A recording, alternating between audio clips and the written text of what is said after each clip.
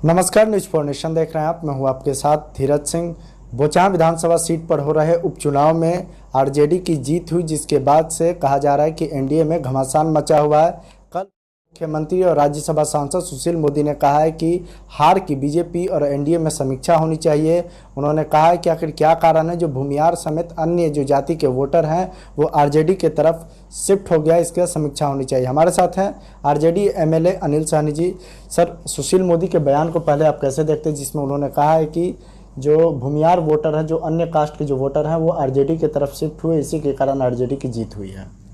देखिए, जहाँ तक सवाल है, सबसे पहले तो मैं आपके माध्यम से बोचाहा के मतदाता मालिकों, भाइयों बहनों को हार्दिक बधाई और शुभकामना देता हूं।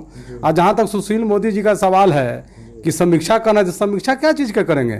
वहाँ ए टू जेड के लोगों ने राजद को वोट दिया, जिसके कारण से अपार मतों से हमारा उम्मीदवार अमर पासवान जीते हैं। और यह बिहार के भविष्य मानवर तेजस्वी यादव जी के नेतृत्व में गोलबंद होकर लोगों ने वोट दिया है। और समीक्षा क्या करेंगे? उनको तो समीक्षा करना चाहिए महंगाई का, समीक्षा करना चाहिए बेरोजगारी का, किसान के समस्याओं का। ये सारी समस्या है जिस कारण से वोट जो है सो हम लोगों के साथ आया है। और आज अगर बिहार में चुनाव हो तो यही परिणाम आवेगा और 2/3 बहुमत से हमारा जो है सो राजद का मानवर तेजस्वी यादव मुख्यमंत्री बनेंगे। देखिए, एक सवाल है कि सर, हाल ही में एनडीए से अलग हुए जो मुकेश सहनी है, अपने आप को सन ऑफ मल्लाह कहते हैं, वो पिछले दिनों लालू प्रसाद यादव से कहा जा रहा है कि मिलने के लिए आए थे, हालांकि मुलाकात नहीं हुई। उनको लेकर कहा जा रहा है कि वो महागठबंधन में शामिल होना चाहते हैं, लेकिन सशर्त। पिछले दिनों भोला यादव ने कहा था कि बिना शर्त के शामिल होंगे तो उनका स्वागत है। आप भी मल्लाह जाति से आते हैं, क्या लगता है उनको शामिल कराने से महागठबंधन को फायदा होगा? देखिए, जिस प्रकार से बोचाहा विधानसभा क्षेत्र में जो वोट हुआ उसके अनुसार ये 3 नंबर में चले गए। और एक गदावर नेता भी उनके साथ में थे, जिनकी बेटी चुनाव लड़ रही थी, 9 बार विधायक रहे और 20 वर्षों तक मंत्री रहने वाले आदरणीय रमई राम जी, उनका भी वोट का प्रभाव है। 29,000 जो वोट आया है उसमें उनका भी वोट है। तो ये तो अब अपना राजनीति कर रहे हैं, मगर हम लोगों का भी कहना है कि कोई भी दल में आप जाइएगा, चाहे उसके साथ आइएगा, चाहे उसमें शामिल होइएगा, तो बिना शर्त ही आना पड़ेगा। राजनीति में कोई शर्त नहीं होता है, समय पर आपको जो है सो सम्मानित किया जाएगा। और जहां तक ले सम्मान देने की बात है, तो जब जब भाजपा को ठगने के काम बड़े बड़े नेताओं को किया गया, तो हमारे लालू यादव जी और राजद और तेजस्वी यादव जी ने उन लोगों को सम्मान देने का काम किया है। इसका उदाहरण है, सबसे पहले तो नीतीश कुमार उदाहरण है, बिहार के मुख्यमंत्री। जब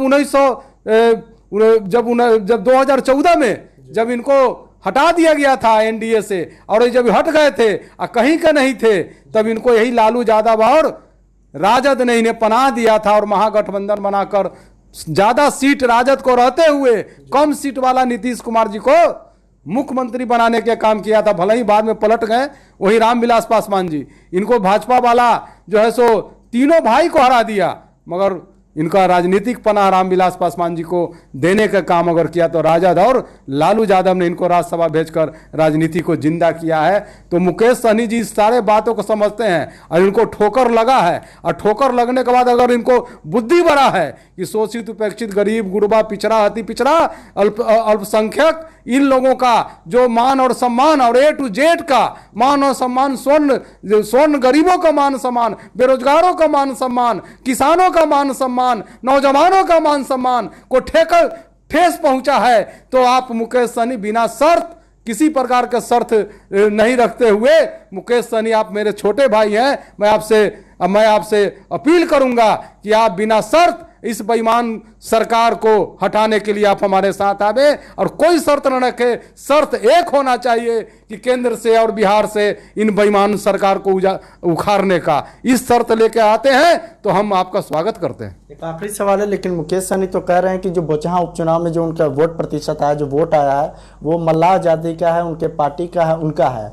आपको भी लोग ब्लड ऑफ मल्लाह उस चुनाव की जीत के बाद कहने लगे हैं।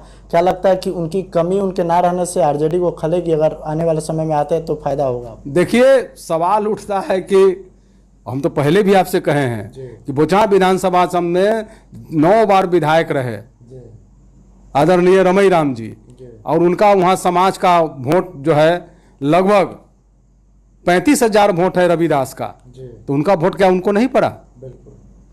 जो बोल रहे हैं कि सब इन्हीं के करने से हो गया। वहीं पर एक उम्मीदवार आपको जो रमैया साहब जो 2020 में रमई राम के खिलाफ ही चुनाव लड़े थे, तो उनको जो है सो वोट आया था 4500। इस बार वीआईपी को समर्थन कर रहे थे। तो मान लीजिए 20,000 वोट अगर रमई राम जी के नाम पर आया और 5,000 वोट रमैया जी के नाम पर आया, तो 29,000 में तो 4,000 वोट इनके नाम पर अगर मल्लाह दिया तो, जबकि मल्लाह का वोट है 65,000 बोचहां विधानसभा सीट में। तो हमारा A to Z का समीकरण जो मानवर तेजस्वी यादव जी ने प्रस्तुत किया है, आज उसी का फल है कि वहां पर हम लोग भारी मतों से जीते हैं। और मैंने आपको बताया भी कि मुकेश जी को अगर लगता है कि हमको ठोकर लगा है, चाहे उसके साथ धोखाधड़ी किया है, तो धोखा देने वाले के और जो है सो ठगने वाले लोगों को सबक सिखाना ही हमारे राजद के और हम लोगों का मूल नीति है, लालू यादव जी का। यही कारण है कि प्रताड़ित होते हुए भी ये भाजपा के साथ हाथ नहीं मिलाए और जेल जाना मंजूर किए, मगर फिरका परस्त ताकतों के साथ हाथ मिलाना मंजूर नहीं किए। ये है आरजेडी एमएलए अनिल सहनी। दिल्ली से न्यूज़ फॉर नेशन के लिए मैं धीरज सिंह।